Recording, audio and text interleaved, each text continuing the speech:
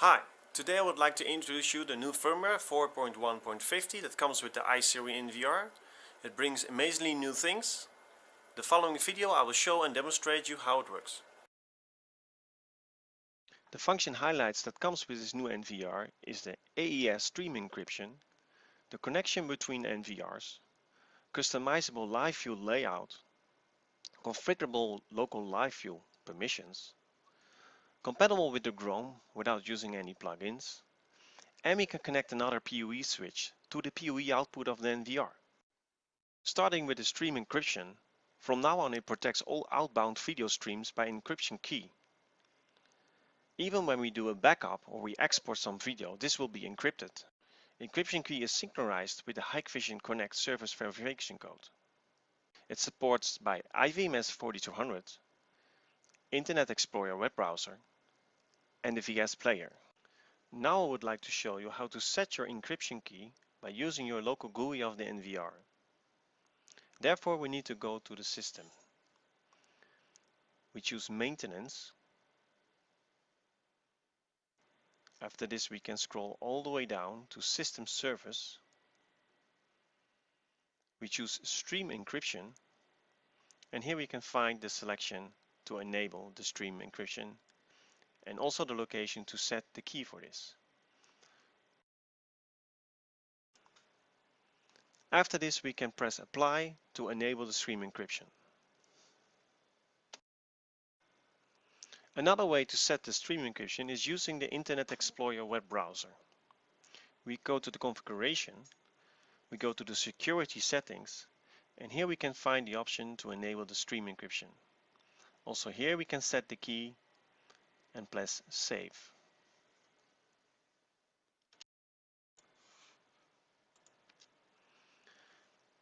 After we enable this stream encryption, we want to be able to see the videos in our web browser. Because the stream is encrypted, we need to set this stream encryption in our local view. So we'll go to the local settings of the web browser and we will set the stream encryption and press save. After this, we will be able to watch the live view images. Now that we have set the encryption key by using IVMS 4200, we also need to set this encryption key. If we don't set this encryption key, you will get the following notification. When we try to enable a stream, we will get this prompt. And this prompt will notify us that we need to set this encryption key. How to do this? We go to Device Management, we go to Group Settings, we will select the NVR and we will choose Modify. After this, we can see the setting encryption key. Again, set this encryption key to be able to see the encrypted image. We can select the channels that are encrypted and press OK. After this, we can go to Live View, recall the stream again, and we will receive the images. As mentioned before, if we have downloaded our files, these files will be encrypted. Using VS Player to play our files will prompt us that we need to put in an encryption key. So again, put in the encryption key to unlock the files, and after this you will be able to see and view the image. The next function I would like to explain is the connection between NVRs. Normally the cameras are directly connected to an NVR, but sometimes we want to be able to create a backup by a second NVR. The second NVR receives the images from the first NVR. We can choose any channel that we would like to receive from the first NVR. This is how we can set it up. Using the local GUI of the NVR, we go to the camera configuration and we need to put in manually the IP address of the NVR. After this, we click apply and we choose the channels that we would like to receive from the first NVR. After this, we can press OK. Another way to do this is by using the Internet Explorer web browser. We go to Camera Management and we're going to add a NVR IP address. So instead of using a camera address, we're using an IP address of the NVR. We put in the password and we press OK. After this we will receive a prompt. We need to select the camera or the channels actually that we would like to add from this NVR. In this case I choose only one.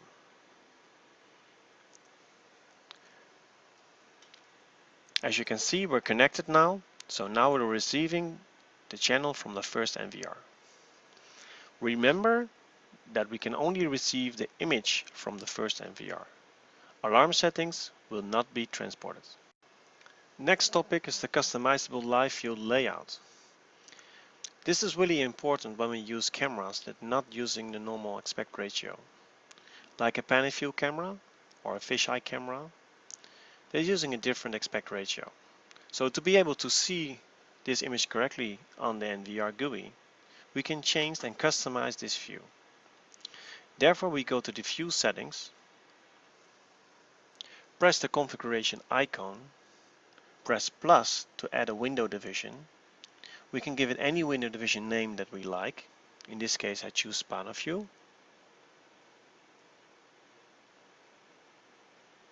And we press OK.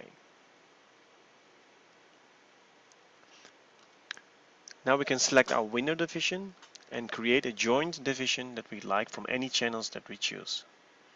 In this case I choose this selection and I save this window division.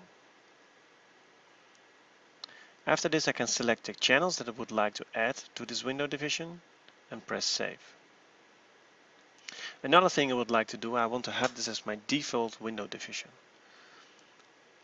So here's the way to set it and press apply. So going back to the live view, this will be my image. Now I'm able to choose my own window division or choose any one I like. Next topic I would like to explain is the local live view permission. Normally when we log in as an administrator we can see all channels on the NVR. If we log in as an operator or guest, we might only want to see a part of. When we log out, normally we're not able to see any image, but now we have a no user account. We can set the no user.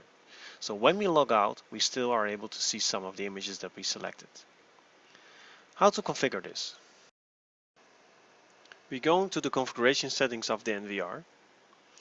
We select user. And as you can see, we already added an administrator, operator, and a guest. But we would like to set the no guest or the no user settings. So we go to live view permissions. We need to type in the administrator password.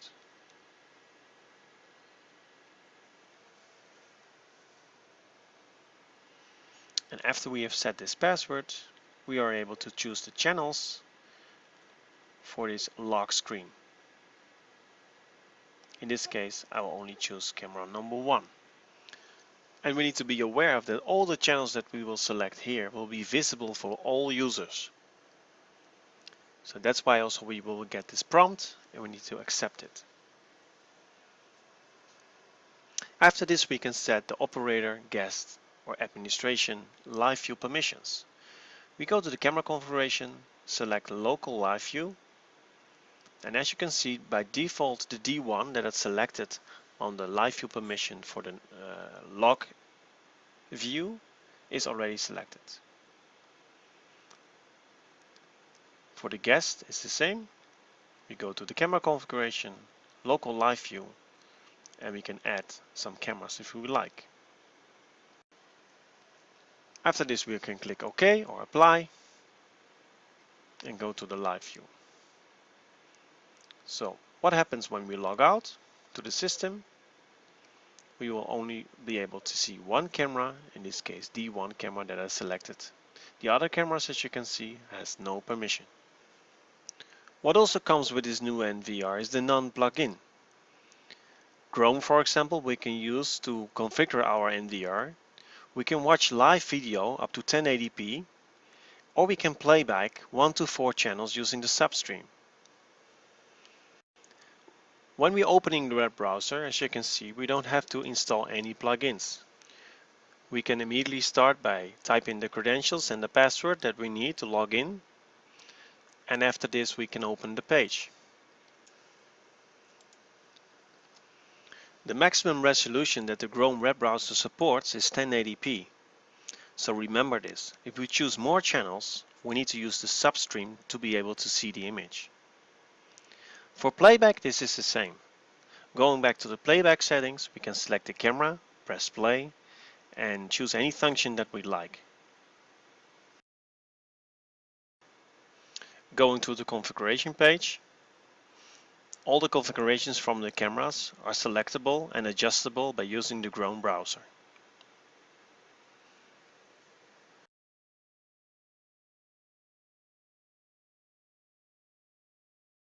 What also comes with this new firmware is that we are able to connect an external switch to the PoE output of the NVR. The big benefit is now that we can enlarge our PoE network that is still isolated from the local LAN network. With this new firmware we are able to search and add new cameras from this external switch to the NVR. The following video I would like to demonstrate how to connect the cameras.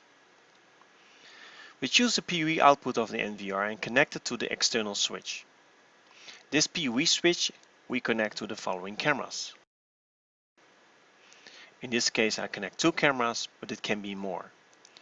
You can never exceed the maximum channels of the NVR. In this case it's a 16 channel NVR, so we will still be limited to 16 channels.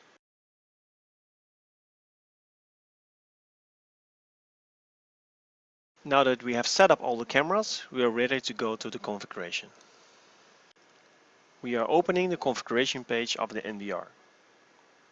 We go to Camera Management and we will select the PoE channel. We need to disable the channels that we want to reserve for the cameras that we want to connect, and we need to disable the channel that the PoE switch, the external PoE switch, is connected to. So in this case I need to select free.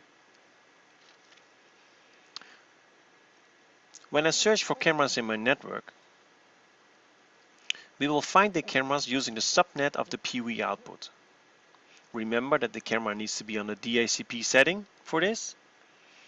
So in this case I can choose the upper 2 cameras and press OK. Now the cameras are added to my NVR by using the external switch. Going back to the configuration page, I can see the cameras are connected. Going through the live page, I will receive the live image from this camera. The last highlighted feature that comes with this new firmware is the face capturing function. We can use any camera connected to the NVR and enable the face capturing function, as you can see here.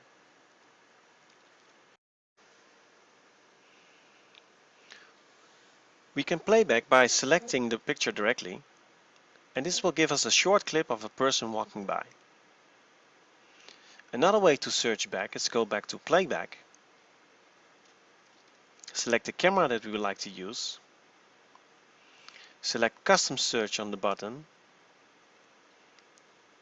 and set your filter. So we can set the date that we would like to search, the function, in this case we choose face capture, and we press search. This will prompt us all the results that we can get from the NVR. We can choose by video, we can choose by picture, or we can choose both. When we select the item, we will get the result, a short playback of a person walking by. Now I would like to demonstrate how you set this in NVR. We go to the configuration of the local GUI, we go to Smart Events, and here we are able to choose the camera that we would like to choose for this function. We enable the face detection. We can set the sensitivity for this. And we need to checkmark the Save VCA picture. This enables the image on your live screen. If you like, you can choose the Notify Surveillance Center, so you also have a notification on your IVMS. We create a schedule and we press save. If you like to set the face detection by using the web browser, you can go to Smart Events, Face Detection, enable the face detection, set the sensitivity, and enable the schedule. Going back to the live view, on this live view image we can select the face capturing. So now, if we walk by, we will get the image on the live screen. Thank you for watching this feature introduction. Hope to see you next time.